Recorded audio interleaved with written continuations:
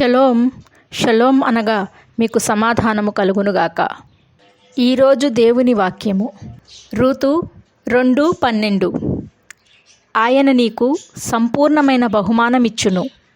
ఎవరైతే ఆయన సన్నిధికి వస్తారో, ఆయన వైపు చూస్తారో, ఆయనను వేడుకుంటారో వారందరినీ పూర్ణ శాంతి గలవారిగాను, సమాధానము గలవారిగాను, సంతోషము గలవారిగాను, నెమ్మది కలవారిగాను, ఆశీర్వాదమునకు వారసులుగాను ఆయన చేయటానికి ఆయన ఎప్పుడూ సిద్ధంగా ఉన్నాడు. ఎవరైతే ఆయన దగ్గరకు వస్తారో వారిని ఎంత మాత్రము త్రోసివేసే దేవుడు కాదు.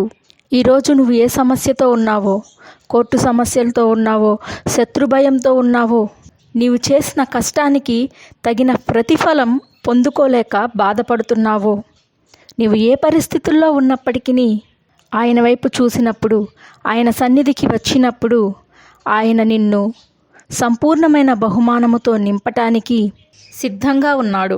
ఏ శత్రువు నిన్ను ముట్టలేడు. ఆయన కోటగోడగా ఉన్నప్పుడు, ఆయన తన రెక్కలతో నిన్ను కప్పినప్పుడు ఏ అపాయము తాకగలదు?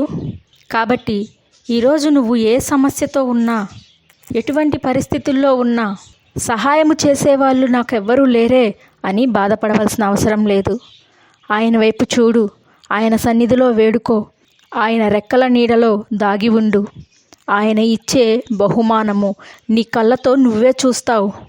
సమాధానాన్ని పొందుకుంటావు, సమృద్ధి కలిగి జీవిస్తావు.